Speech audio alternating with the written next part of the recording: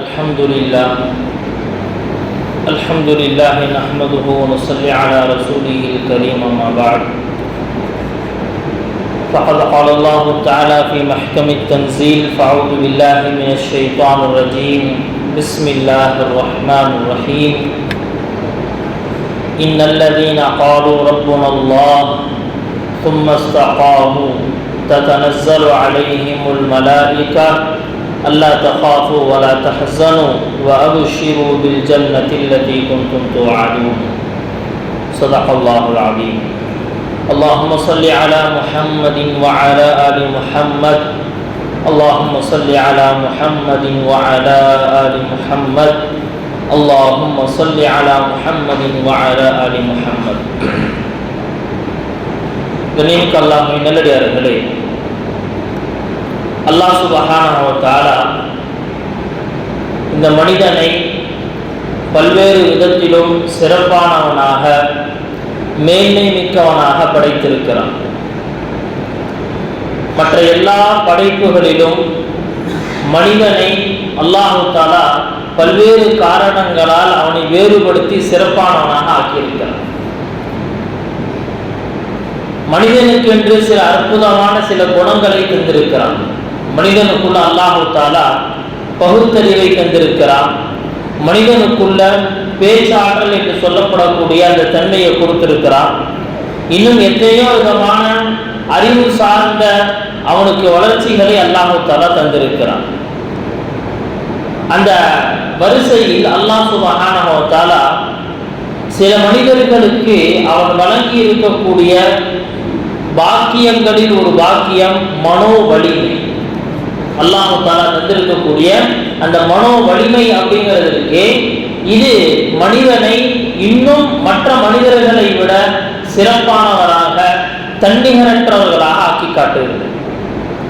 கண்ணியமிக்க அல்லாஹ்வின் நல்லடியார்களே, இந்த மனோ வலிமை பெற்ற மனிதர்கள் இந்த உலகத்துல மற்றவர்கள் செய்து முடிக்க முடியாது அப்படின்னு நினைத்த எத்தனையோ காரியங்களை செய்திருக்கிறார்கள்.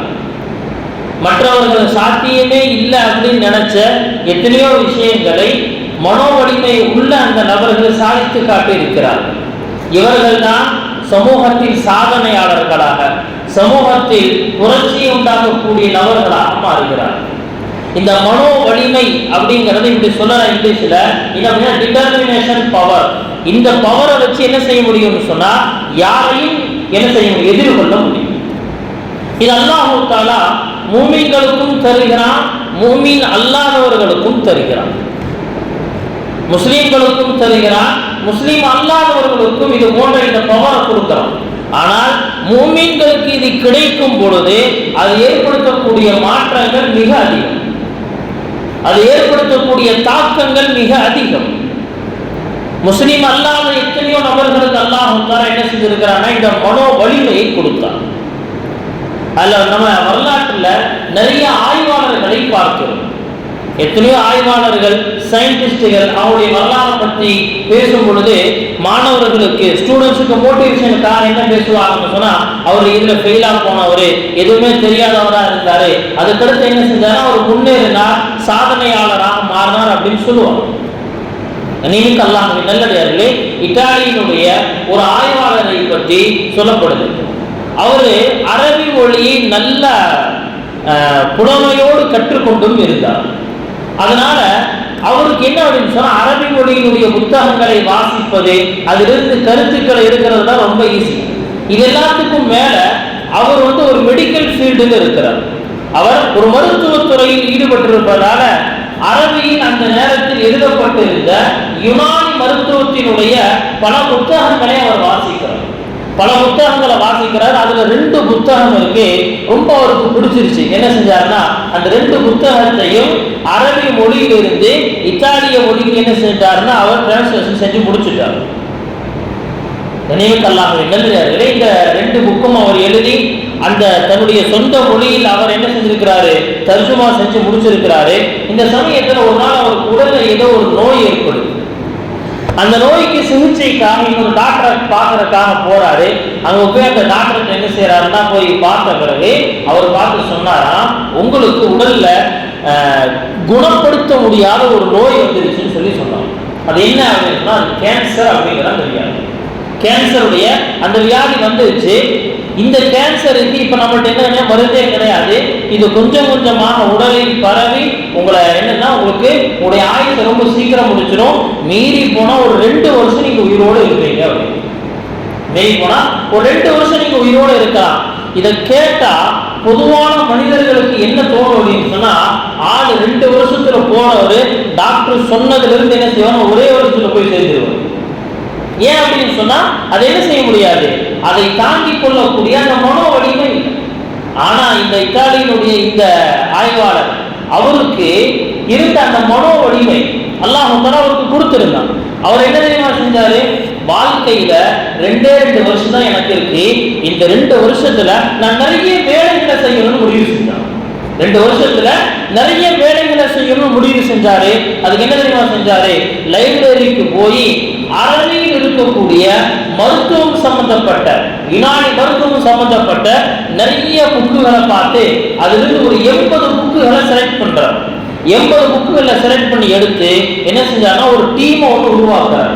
ஒரு டீம் உருவாக்கி சொன்னாரா, இந்த மருத்துவத்துறையினுடைய இந்த புத்தகங்கள் எல்லாத்தையுமே நாம் நம்முடைய நாட்டு மொழியில என்ன செய்யணும்னா இதை மாற்ற வேண்டும், மொழி மாற்றம் செய்யணும்.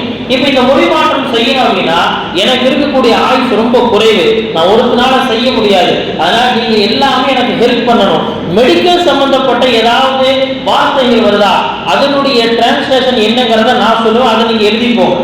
பொதுவான வரிகள் இருக்குன்னு சொன்னா அது எல்லாத்தையுமே நீங்க என்ன செய்யணும்னு சொன்னா நீங்கள் மொழி மாற்றம் செய்யணும், மொழிபெயர்ப்பு செய்யணும் அப்படின்னு சொல்லி என்ன செய்யறாங்கன்னா அவங்கள்ட்ட ஒரு அக்ரிமெண்ட் போட்டு கிட்டத்தட்ட 2 வருஷத்துல 80 யுனானி மருத்துவம் சம்பந்தப்பட்ட 80 புத்தகங்களை என்ன செய்யறாருன்னா அவர் டிரான்ஸ்லேஷன் செஞ்சு முடிக்கிறார். நீங்க நல்லடியார்களே, அது அன்றைய நேரத்தினுடைய கின்னஸ் ரெக்கார்டாக பார்க்கப்பட்டுச்சு. கின்னஸ் ரெக்கார்டாக பார்க்கப்பட்டுச்சு. இந்த உலகத்திலேயே ஆக பெரிய மொழிபெயர்ப்பாளர் அப்படிங்கிற பட்டம் அவருக்கு தரப்பட்டுச்சு. இது எதை கொண்டு ஏற்பட்டுச்சு அப்படின்னு சொன்னா அவருடைய மனோ வலிமை. 2 வருஷம் தான் உலகத்தில் இருக்க போறேன், 2 வருஷத்துல சந்தோஷமா இருந்துட்டு போயிடலாம், அல்லது மனம் உடைஞ்சு ஒரு மூளையில் உட்கார்ந்துடலாம் அப்படின்னு நினைக்கல. இருக்கிற 2 வருஷம் நிறைய காரியத்தை செஞ்சுட்டு போகணும்னு நினைச்சேன். இந்த மனோ வலிமை. இதே போல நம்ம பார்க்கிற நியூட்டன், அறிவியலில் ரொம்ப பிரசித்தி பெற்ற ஒரு ஆய்வாளர், சயின்டிஸ்ட் நியூட்டன். நியூட்டனுடைய விதி அப்படிங்கிறது அது ரொம்ப ஒரு பிரபலமானது. லாஸ் ஆஃப் மோஷன் அப்படின்னு சொல்லி அது என்னன்னா இயக்க விதிகள் எப்படி எல்லாம் ஒரு இயங்குது அப்படிங்கிறது இயக்க விதிகளை அவர் கண்டுபிடிக்கிறார். இவரு என்ன செய்யறாருன்னா அந்த இயக்க விதிகளை எழுதுவதற்காக என்ன செய்யறாருன்னா நிறைய முயற்சி செஞ்சு அவரு வீட்டில் பார்த்தேன்னு சொன்னா எங்க பார்த்தாலும் பேப்பரா கிடக்கும், எழுதுவாரு, தப்பா இருக்கும் தூக்கி போட்டுருவாரு. இப்படியே என்ன ஆகும்னு சொன்னா பல வருடத்தினுடைய உழைப்புக்கு பிறகு என்ன செய்யறாரு, ஒரு புத்தகம் தான் நல்லா தயார் பண்ணிட்டார். ஒரு புத்தகத்தை தயார்படுத்திட்டாரு. தயார்படுத்திய பிறகு அந்த அன்றைய நேரத்தில் என்னன்னா பொதுவா ஏதாவது தங்களுடைய சுய தேவைகளை பூர்த்தி செய்யணும் அப்படின்னு சொன்னா ஊருக்கு ஒதுக்கு போறோம், வீட்டுக்குள்ள எல்லாம் இருக்காரு, வெளியே தான் போவோம். இப்ப என்ன செய்யறாருன்னா அவரு தன்னுடைய சுய தேவையை பூர்த்தி செய்யறதுக்காக என்ன செய்ய வெளியே போயிட்டார். வெளியே போயிட்டு அவர் வர்றதுக்குள்ள இங்க ஒரு பெரிய அசம்பாவிதமே நடந்து கொடுத்துருச்சு. அது என்ன அப்படின்னு சொன்னா வெளியே போறப்போ அவருடைய நாய் வந்து வீட்டுக்குள்ள நுழைஞ்சிடும். அவருடைய நாய் வீட்டுக்குள்ள நுழைஞ்சு எங்க பார்த்தாலும் பேப்பரா கிடக்கு. என்ன சொன்னா அப்படியே பேப்பர் மேல நடந்து போய் ஒரு இடத்துல என்ன அந்த நாயுடைய கால் வழுக்கி ஒரு விளக்கு மேல பட்டுச்சு. ஒரு விளக்கு மேல பட்டு விளக்கு சாஞ்சதுல என்னாச்சு அப்படின்னு சொன்னா அப்படியே தீ பிடிச்சி எல்லாம் பேப்பரா கிடக்கு, எல்லா பக்கம் பேப்பர். அப்படியே பேப்பர்கள் எரிஞ்சதோட இவர் பல வருடத்தினுடைய முயற்சியில் உருவாக்கிய அந்த ஒரு புத்தகம் அதுவும் சேர்ந்து எரிஞ்சு சாப்பிடாரு.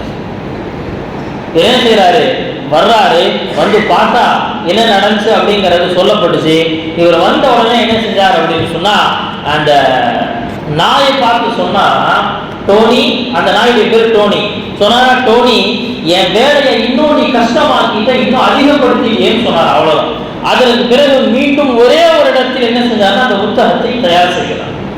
தன்னுடைய தோல்வியை வெற்றியாக மாற்றுகிறார்.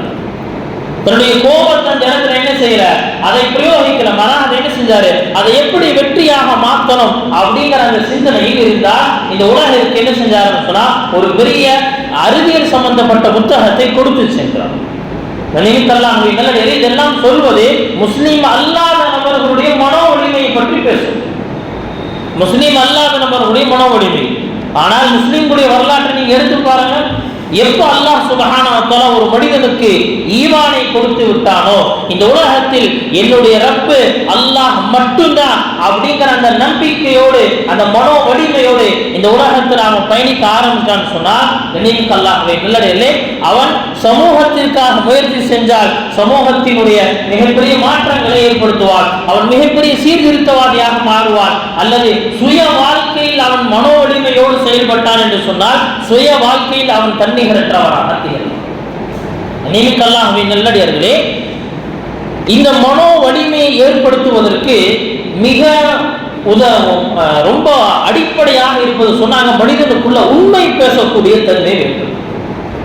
எப்போ மனிதன் பொய் பேசுவதை பழகிக் கொள்கிறானோ இவனுக்குள்ள என்னன்னா மனோ வலிமை இருக்காது.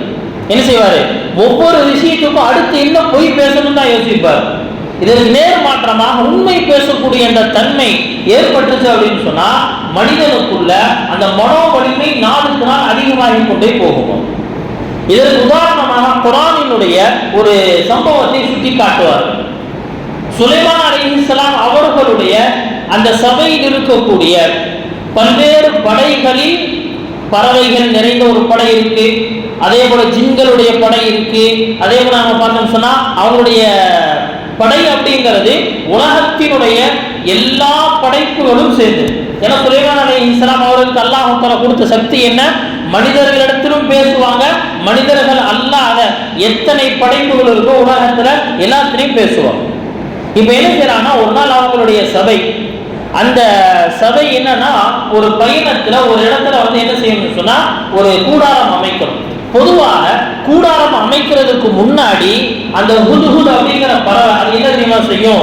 அது அந்த எந்த இடத்துல போய் நம்ம கூடாரம் அமைக்கிறோமோ தங்க இருக்கிறோமோ அந்த இடத்துல என்ன செய்யணும், போய் ரிசர்ச் பண்ணி பார்க்கும். அப்படியே பார்க்கும், இந்த இடத்துல தண்ணி கிடைக்குமா கிடைக்காதா, இந்த இடத்துல தண்ணி எவ்வளவு தூரத்தில் இருக்குன்னு பார்த்துட்டு செய்தி சொல்லும். தண்ணீருக்கு ஏற்றவாறு என்ன செய்வாங்கன்னா இவங்களுடைய கூடாரங்களையும் அமைத்துக் கொள்வார்கள்.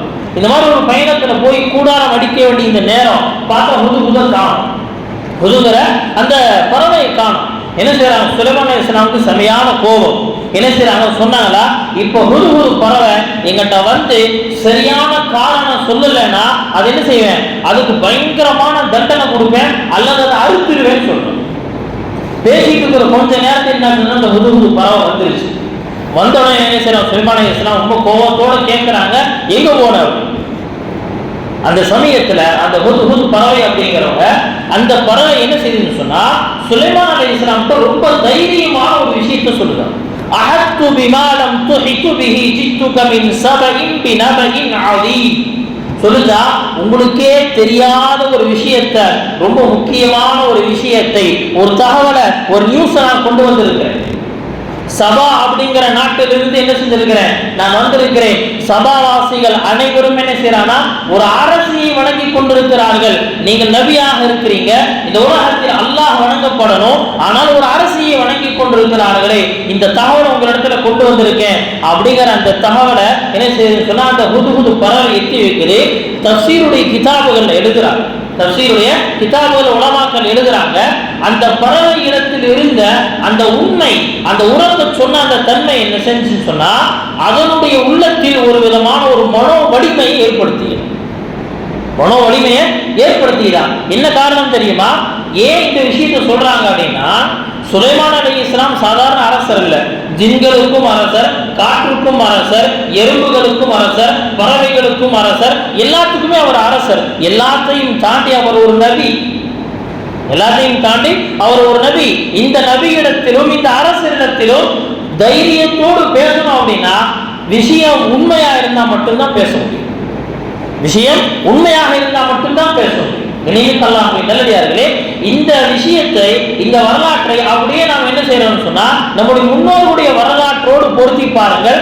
அவர்கள் உண்மையை ஏற்றுக்கொண்ட பிறகு அந்த உண்மையில் எவ்வளவு துணிந்து நின்றார்கள்.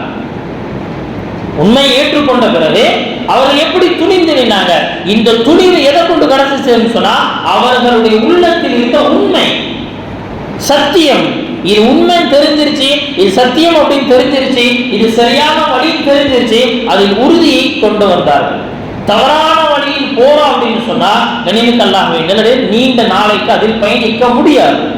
தப்பான வழியில ரொம்ப நாளா போக முடியாது. கொஞ்ச நாளுக்கு அப்புறம் வேற ஏதாவது இதை விட நல்ல வழி கிடைச்சிருந்தா திரும்பிடும். இதுதான் தவறான வழியினுடைய முடிவு. இதுதான் தவறான வழி. என்னைக்குமே என்ன செய்யாதுன்னு சொன்னா ஒரு மனிதனை இலக்கை நோக்கி கொண்டு போகாது. மாறாக என்ன செய்யணும் சொன்னா பாதியிலேயே அவனுடைய வழியை மறைச்சு. ஆனால் உண்மை என்ன செய்யும்? நபி அவங்க சொன்ன மாதிரி உண்மை சொர்க்கத்திற்கு வழிவகும். நல்லடியார்களே, அப்போ நம்முடைய உள்ளத்தில் இருக்க வேண்டியது என்ன அப்படின்னு சொன்னா அந்த மனோ வலிமை. இந்த மனோ வலிமைக்கு அரபியில் சொல்வதாக இருந்தால் சொல்லலாம் இஸ்திகாமத். இஸ்திகாமத் மன உறுதி, மனோ வலிமை, மார்க்கத்தின் மீது இருக்க வேண்டிய உறுதி. அல்லாஹ் சுப்ஹானஹு வ தஆலா மூமின்களை பற்றி சொல்லும் பொழுது மூமின்களில் நல்லவர்கள், மூமின்களில் சிறந்தவர்கள் யார் தெரியுமா?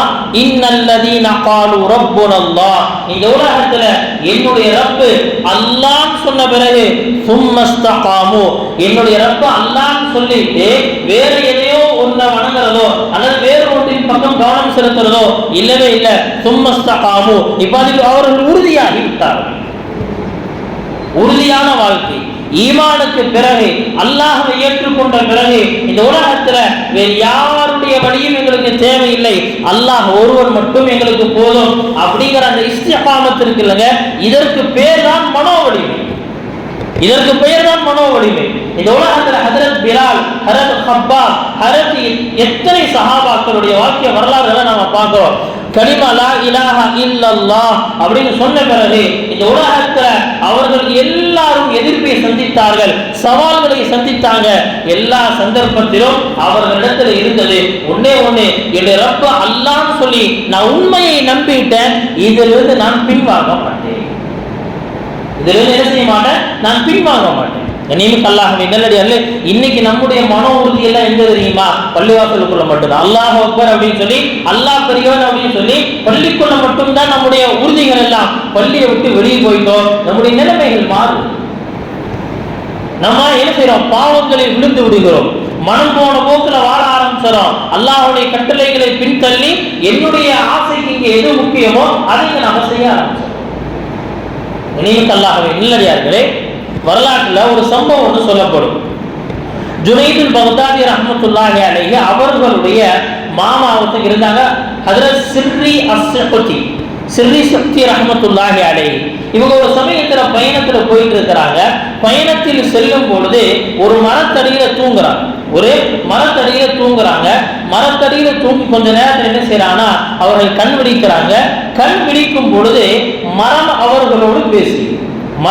அவர்களோடு பேசியதா சொல்லுச்சா, யா சிர்ரி குன் மிஸ்லி, சிர்ரி சித்தி அவர்களே நீங்க என்ன செய்யுங்க, நீங்கள் என்னை போன்று மாறிவிடுங்கள். இப்போ இமாம் சிர்ரி சக்தி ரஹ்மத்துல்லாஹி அலைஹி என்ன செய்யறாங்கன்னா அவங்களுக்கு இந்த சத்தம் எங்கிருந்தோ வருது. என்ன செய்யறாங்க, கொஞ்ச நேரம் என்ன செய்யறாங்கன்னா அவர்கள் அப்படியே சுத்தி முத்தி பார்க்கறாங்க. அதுக்கடுத்து புரியுது இந்த மரத்தில் இருந்துதான் இந்த சத்தம் வருது.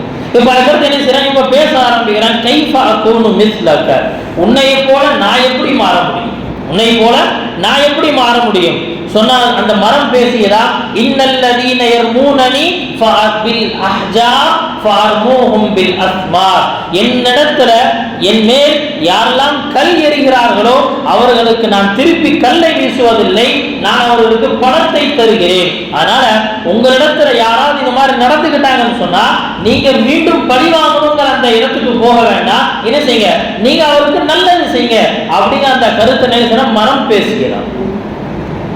சில சமயத்தில் அல்லாஹ் சுப்ஹானஹு வ தஆலா என்ன செய்யறானா உலகத்துல இது போன்ற சில அற்புதங்களை நல்லடியார்களின் மூலமாக வெளியாக்கி காட்டுறோம். இப்ப என்ன செய்யறாங்கன்னு சொன்னா, இப்ப அதுக்கடுத்து சித்தி சித்தி ரஹ்மத்துல்லாஹி அலைஹி அவங்களுடைய உள்ளத்துல என்ன அப்படின்னு சொன்னா ஒரு கேள்வி வந்தது. இந்த உலகத்துல மரம் இருக்கு, இவ்வளவு நல்லது செய்யற அப்படின்னு சொல்லுது, ஆனால் மரத்தை நெருப்பிலிட்டால் அது எரிந்து பொசுங்கி சாம்பலாகி விடுகிறது. இப்ப என்ன செய்யறாங்களா, இப்ப கேட்டாங்களா, சரி இவ்வளவு நல்ல விஷயம் உங்களுக்குள்ள இருக்கு, பின்னையே நீ நெருப்புக்கு இரையாகி விடுகிறாய், உனக்கு இவ்வளவு நல்ல தன்மை இருக்கு, பிறகு ஏன் நீ நெருப்புக்கு இரையாகி விடுகிறாய் அப்படின்னு சொன்ன நேரத்துல அந்த மரம் பேசியதா, எனக்குள்ள இவ்வளவு நல்ல தன்மைகள் இருக்கு, ஆனா ஒரு விஷயம் என்ன தெரியுமா, காத்து எந்த பக்கம் வீசுதோ அந்த பக்கம் நான் சாஞ்சிருவேன்னு சொல்லிச்சு. காற்று எந்த பக்கம் வீசுதோ அந்த பக்கம் நான் சாஞ்சிருவேன். இந்த செயலை அல்லாஹ் என்னிடத்திலிருந்து விரும்பல, அதனால என்ன எப்படி ஆக்கிட்டான்னு சொன்னா நான் நெருப்புக்கு இரையாகி விடுகிறேன். உலகத்துல ஒவ்வொரு படைப்பும், சில படைப்புகள் நெருப்புல போட்டா சாம்பல் ஆயிடுது, சில படைப்புகள் நெருப்புல போட்டவரை என்ன ஆகுங்க, அதெல்லாம் மேலும் மெருகூட்டப்பட்டு தங்கம் வெள்ளிகள் எடுத்துக்கொள்ளும்.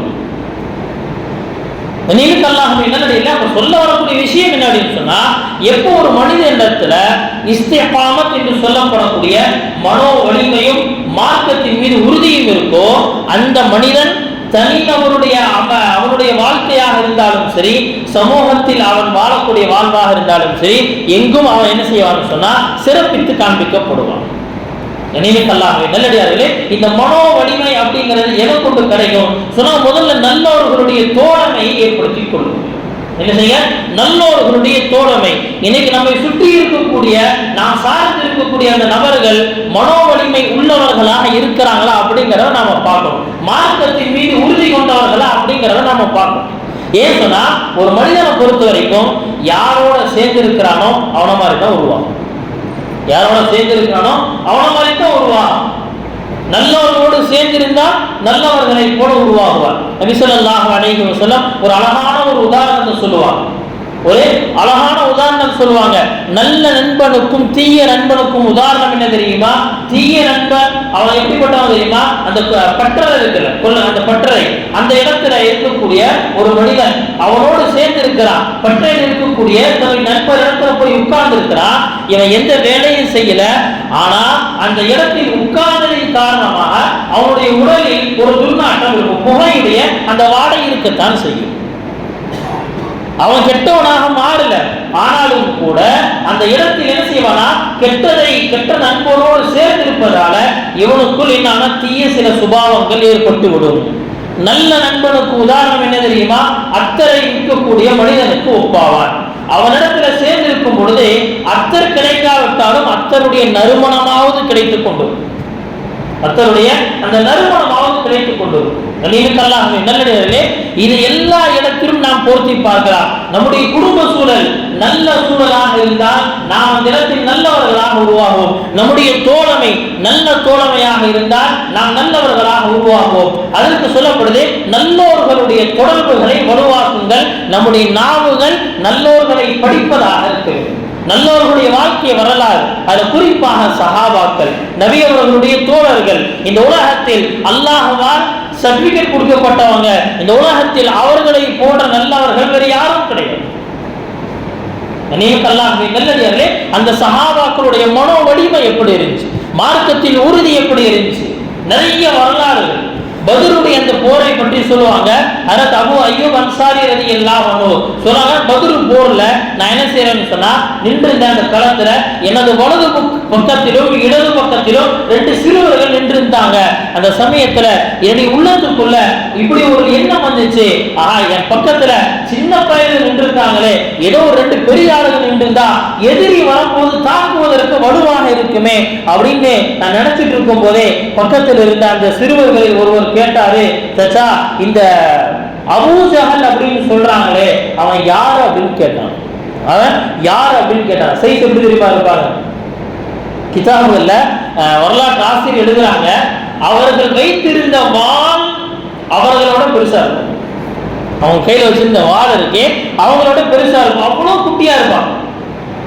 கேட்டாங்கன்னா என்னப்பா செய்ய போற நீங்க அப்படின்னு சொன்னா, இந்த அபூ ஜஹல்ங்கிறவன் நபியை ரொம்ப சிரமப்படுத்தினா, திட்டுனா, காயப்படுத்தி இருக்கிறானா, ஆனால் அவனை இன்னைக்கு கொல்லணும் முடிவில் வந்திருக்கிறா அப்படின்னு. கொடிப்பையில போடா அப்படின்னு என்ன செய்யறா, அவர் பார்த்துட்டு அந்த உறுதி சிறுவர்களிடத்திலிருந்து அந்த உறுதி என்ன செய்யறான்னா, அபு அய்யூப் அன்சாரி சும்மா விளையாடுறதுனா அவங்க அபூ ஜஹல் போயிட்டு இருந்தா அந்த நேரத்தில் சொன்னா, இவங்க அபூ ஜஹல் பார்த்துக்கோ அப்படின்னு சொன்னா, ரெண்டு பேரும் சொன்னாங்க இன்னைக்கு நம்ம பேசி எதையும் முடிச்சே ஆகணும் அப்படின்னு செய்யறாங்க. ரெண்டு பேரும் தாவி போறாங்க. போய் என்ன செய்யறாங்க, அந்த அபூ ஜஹல் எங்க இருக்கிறானோ பின்னாடியே போய் ஒருத்தர் என்ன செய்யறான்னு சொன்னா, அபூ ஜஹல் அமர்ந்திருந்த அந்த குதிரையுடைய காலை வெட்டுறாரு. அந்த குதிரை அப்படியே கீழே சாய்ந்த உடனே இன்னொரு என்ன செய்யறா, அபூ ஜஹல் ஒரே போடு. ஆனா அபூ ஜஹல் சாகர, அது வேற விஷயம். சாகர கீழே விழுந்து என்ன ஆகுன்னு சொன்னா, உயிர் போகக்கூடிய அந்த நிலைக்கு வந்துட்டா. அவனால் அடுத்து எந்திரிச்சு நடக்க முடியாத நிலைக்கு வந்துட்டா. அதற்கடுத்து அப்துல்லாஹ் இப்னு மஸ்ஊத் ரலியல்லாஹு அன்ஹு என்ன செய்றாங்க, வந்து அபூ ஜஹலுடைய தலையை தனியா எடுத்துட்டு போயிட்டாங்க. இந்த உம்மத்தினுடைய சிறார்கள் அவர்களிடத்தில் இருந்த ஈமானிய உறுதி, மனோ உறுதி என்னங்க செஞ்சுச்சு, இந்த உலகத்தினுடைய இந்த உம்மத்தினுடைய ஃபிரௌன் அப்படிங்கிற அபூ ஜஹலை போத்தியாச்சு. என்ன உணர்வு, அபூ ஜஹல் அடிக்கணுங்கிறதெல்லாம் கிடையாது. உள்ளத்தில் இருந்த ஈமான், என்னுடைய நபியை என்ன செஞ்சிருக்க கூடாது, அவன் திட்டி இருக்க கூடாது. என்னுடைய நபி எனக்கு சொர்க்கத்திற்கு வழிகாட்டணும். அடிதடினா இன்னைக்கு என்ன சும்மா கிளம்பிடும். இங்க அடிதடிக்கு வேலை கிடையாது, உள்ளத்தில் இருந்த உறுதிதான் நீங்க வேலை செய்யும். இதே போல இன்னொரு சஹாபி அம்ர் இப்னு ஜமூஹ் ரலியல்லாஹு அன்ஹு, உஹதுடைய போர், பத்ர் போர் முடிஞ்சு அடுத்து உஹதுடைய போர் நடக்குது. இந்த அம்ர் இப்னு ஜமூஹ் போருக்காக கிளம்புறாரு.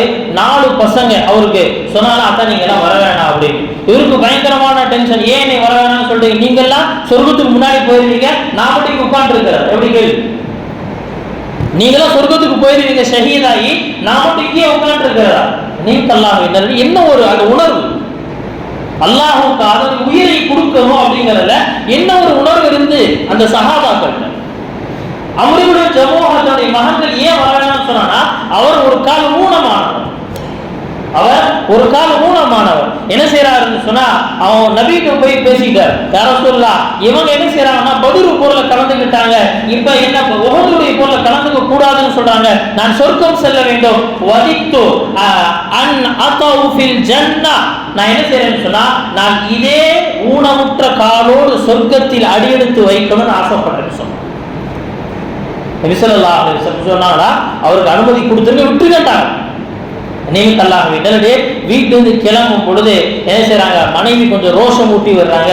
என்ன நீங்க எத்தனையோ தடவை போருக்கு போயிட்டு அப்படியே திரும்பி ஓடி வந்துருவீங்க, இந்த காலம் வச்சு நீ என்ன செய்ய போற அப்படிங்கிற அந்த கொஞ்சம் ரோஷம் ஊட்டுறாங்க. அந்த மனைவியுடைய நோக்கம் இந்த நேரத்தில் என்ன கிடையாதுன்னு சொன்னா, கேவலப்படுத்துறது கிடையாது. திரும்பி கிப்லாவின் பக்கம் நின்னாரு. சொன்னாரா, அல்லாஹும்ம லா தருத்தனி இலா அஹ்லி காயிபா, யா அல்லாஹ் என்னை என்னுடைய குடும்பத்தாரின் பக்கம் திருப்பி அனுப்பிறான்னு துஆ செஞ்சு வீட்டை விட்டு கிளம்பிட்டார். நீங்க அல்லாஹ்வே நல்லடியாலே போய் பத்ர் களம் அந்த உஹது களத்துல ஷஹீத் ஆகிறாரு. ஷஹீதான பிறகு அவருடைய ஜனாஸா கூட மதீனாவுக்கு வர மறுத்துருச்சு. ஜனாஸா எந்த ஒட்டகத்தில் ஏற்றி வைக்கப்பட்டதோ அந்த ஒட்டகத்தை மதீனாவின் பக்கம் திரும்புறாங்க, வர மறுக்குது. வேற எந்த திசையில திரும்பினாலும் போகும். நபி அவங்க கேட்டாங்கன்னா, இவர் வீட்டிலிருந்து கிளம்பும் போது ஏதாவது சொல்லி விட்டு கிளம்பினாரா? ஆம், அல்லாஹும்ம லா தருத்தனி இலா அஹ்லி காயிபா, என்னுடைய வீட்டாரின் பக்கம் என்னை திருப்பி அனுப்பிடாதன்னு சொன்னார். யா ரசூலுல்லாஹ், அந்த ஒட்டகம் அதற்கு படிக்கப்பட்டிருக்கு, விட்டுங்க, இவர் இங்கே அடக்கம் செய்யப்படுவார். நீங்க நல்லடியார்களே, ஊனமுற்ற அந்த சஹாபி உள்ளத்தில் இருந்தது மனோ வலிமை, ஈமானுடைய வேகம் என்ன செஞ்சு இந்த உலகத்துல பெரிய வரலாறுகளை உருவாக்கி. எனவே என்ன செய்வார்னு சொன்னா, ஒரு மேலை நாட்டு ஆசிரியர் அவர் என்ன செஞ்சிருக்கிறார் சொன்ன தன்னுடைய புத்தகத்துல அவர் எழுதியிருக்கிறாரு, after the death of Muhammad peace be upon him the land of Arabia became the nursery of heroes. சொன்னாங்க, நபி அவர்களுடைய மரணத்திற்கு பிறகு இந்த அரேபியா எப்படி மாறுச்சு தெரியுமா? அந்த அரேபிய தீபகற்பம் ஹீரோக்களுடைய நர்சரி பூங்காக்களாக மாறியது, சாதனையாளர்களுடைய பூங்காக்களாக மாறியது. நல்லடைய காரணம் என்ன? அவர்களுக்கு கற்றுத்தந்தவர் முஹம்மது ஸல்லல்லாஹு அலைஹி வஸல்லம். அந்த நபியிடத்திலிருந்து அவர்கள் உறுதியை பார்த்தாங்க. அந்த நபியுடைய உறுதிக்கு என்னங்க எத்தனை சம்பவம். ரொம்ப சிம்பிளா, மக்காவினுடைய ஒரு கடுமையான சூழல் என்ன செய்யறாங்க, அவருடைய பெரிய தந்தை அபூ தாலிப் மக்காவாசிகள் எல்லாம் போய் பேசுறாங்க, தலைவர்கள் போய் பேசுறாங்க. என்ன செய்யறாரு, உங்களுடைய சகோதரன் மகன் உங்களை திட்டுறாரு, கடவுள்களை ரொம்ப அவமதிச்சு பேசுறாரு அப்படின்னு நிறைய பேசுறாங்க. இப்ப என்ன செய்யறாங்க, கொஞ்சம் இதை விட்டுற சொல்லு அப்படிங்கும் போது நபி அவங்கள்ட்ட கூப்பிட்டு அபூ தாலிப் இப்படி பேசிட்டாரு, கொஞ்சம் இதை விட்டுறலாமே அப்படின்னு அந்த நேரத்துல நபி ஸல்லல்லாஹு அலைஹி வஸல்லம் என்ன செய்றாங்க, அந்த சமயத்துல ஒரு வார்த்தையை சொல்றாங்க, லவ் உதியத்தி ஷம்சு ஃபீ யமீனி வல் கமரு ஃபீ யஸாரி மா தரக்து ஹாதல் அம்ர். என்னுடைய சச்சாவே, பெரிய தந்தையே, நல்லா கேட்டுக்கொள்ளுங்க, என்னுடைய இந்த வலது கையில் இந்த மக்கள் சூரியனை கொண்டு வந்து கொடுத்தாலும், இடது கரத்துல சந்திரனே கொண்டு வந்து கொடுத்துட்டாலும் நான் இந்த வேலை செய்வதை விட முடியும். இது அல்லாஹ்வுடைய கட்டளை. மக்களுக்கு அல்லாஹ் பற்றி சொல்லி ஆகணும், இஸ்லாத்தை பற்றி எத்தி வச்சாகணும். நிமித்த அல்லாஹ்வின் நல்லடியார்களே, யாருமே இல்ல அப்படிங்கிற அந்த நேரத்துல என்னுடைய பெரிய தந்தை ஒரே ஒரு ஆள் தான் இந்த என்ன செஞ்சாரு, இந்த மக்காவை எனக்கு சப்போர்ட் பண்ணிருந்தாரு, அவரும் இப்ப என்ன செய்யற இப்படி பேசுறாரு. இந்த நேரத்துல உறுதி தளரல. சஹாபாக்கள் பார்க்கறாங்க நபியினுடைய வாழ்க்கையில் இந்த உறுதி. நல்லடியார்களே, நம்மளுடைய உறுதி இன்னைக்கு அவ்வளவு உயிர் கொடுக்கக்கூடிய உறுதி இல்ல. நம்முடைய உறுதி குறைந்தபட்சம் ஃபஜ்ர் தொழுகைக்கு எழுப்பி நம்மளை கூட்டிட்டு வரும். பாவமான காரியம் வரும் பொழுது அந்த பாவத்திலிருந்து நம்ம என்ன செய்யணும் சொன்னா நம்மை பாதுகாக்க வேண்டும். தவறான விஷயங்கள் நமக்கு கண்ணுக்கு முன்னாடி வரும் பொழுது நம்முடைய கண்கள் திரும்பி வேண்டும். பாவமான வியாபாரம் நம்முடைய கண்களுக்கு முன்னாடி வரும் பொழுது, பாவமான லாபங்கள் நமக்கு முன்னாடி வரும் பொழுது, அந்த பாவமான விஷயத்தை, ஹராமான விஷயங்களை கொஞ்சம் தவிர்த்திருந்து இதில் நம்முடைய உறுதியை இன்றைய காலத்தில் நாம் காட்டினாலே நாம் உண்மையில் பெரிய முஃமின்களாக ஆகிவிடும். நல்லடியார்களே, அதனால நாம் அல்லாஹ்விடத்துல எதுக்கோ கேட்கிறோம், எல்லாரும் நீ என்ன செய்ய, வீட்டை கொடுத்துரு, எனக்கு கார் கொடுத்துரு, பங்களா கொடுத்துரு, எல்லாமே கேளுங்க, வேணாம்னு சொல்ல உலமாக்கள் சொல்லுவாங்க. அதே இடத்தில் நீங்கள் அல்லாஹ்விடத்துல மார்க்கத்தினுடைய உறுதியை இருக்கு. இந்த காலத்துல நமக்கு ரொம்ப புரிகிற மாதிரி சொல்வதாக இருந்தால் இந்த பலஸ்தீன மக்களுடைய இந்த மார்க்கத்தினுடைய உறுதி. நல்லடியார்களே, ரொம்ப அழகா சொல்லுவாங்க, அந்த பூமியில் நாம் இருந்திருந்தால் என்றைக்கோ பைத்துல் முகத்தஸுடைய கையில கொடுத்துட்டு நாம வந்திருப்போம். ஏதாவது வச்சுக்கோ, நீ என்ன இதுதான் உனக்கு வேணும். அந்த பலஸ்தீனுடைய அந்த பூமியினுடைய போராட்டம் எதற்காக அப்படின்னு சொன்னா அந்த பைத்துல் முகத்தஸை கைப்பற்றுவதற்காக, வேற எந்த நோக்கம் இல்லை. அந்த மக்கள் ரொம்ப உறுதியா இருக்காங்க, இந்த இடத்தை இந்த காபியர்களுக்காக, யூதர்களுக்காக ஒரு ஜா கூட விட்டு கொடுக்க மாட்டோம், உயிரை விட்டு கொடுப்பதற்கு தயார். இந்த புள்ளி விவர கணக்குப்படி குழந்தைகள் மட்டும் 20,000 குழந்தைகள் இறந்திருக்கிறார்கள். லட்சத்துக்கும் மேற்பட்டவர்கள் காயமுற்றிருக்கிறார்கள். அதில் 25% பேர் எப்படி விட்டவங்க தெரியுமா, வாழ்க்கை முழுக்க அவர்கள் ஊனமாகத்தான் இருப்பார். இந்த உறுதியை இன்னைக்கு நாம கண் கொண்டு பார்த்துட்டு தான். தங்குவதற்கு வீடு இல்ல, சாப்பிடுவதற்கு உணவு கிடையாது, கடுமையான குளிர், அதையும் தாங்கிக் கொள்றாங்க. இதுவரைக்கும் என்ன செய்யல, இஸ்லாத்திற்கு மாறாக அல்லாஹ்வுக்கு அந்த கோபம் ஏற்படுத்தக்கூடிய எந்த வார்த்தைகளையும் அவர்கள் விட்டது கிடையாது. நம்மிடத்திலிருந்து அல்லாஹ் இவ்வளவு கேட்கல, நம்மிடத்திலிருந்து கேட்பது அல்லாஹ்வுடைய அடிப்படையான சில கடமைகள், தொழுகைகளை பற்றி பிடித்துக் கொள்வது, நம்முடைய வியாபாரங்களை ஹலாலாக ஆக்குவது, நம்முடைய பிள்ளைகளை நல்லோர்களாக அல்லாஹ்வுக்கு பிடித்தமானவர்களாக உருவாக்குவது. இந்த காரியங்களை நாம செஞ்சுட்டு வந்தாலே ஒரு மிகப்பெரிய ஒரு சாதனையாளர்களாகத்தான் நாம் இன்றைக்கு பார்க்கப்படுவோம். நல்லடியார்களே, அதனால அல்லாஹ்விடத்துல நாம் அதிகமாக துஆ செய்ய வேண்டும். அல்லாஹ் சுப்ஹானஹு வ தஆலா ஈமானுடைய மனோ வலிமையை, மார்க்கத்தினுடைய உறுதியை நம் அனைவருக்கும் தந்தருள்வானாக. வ ஆகிரு தஅவானா அல்ஹம்துலில்லாஹி ரப்பில் ஆலமீன்.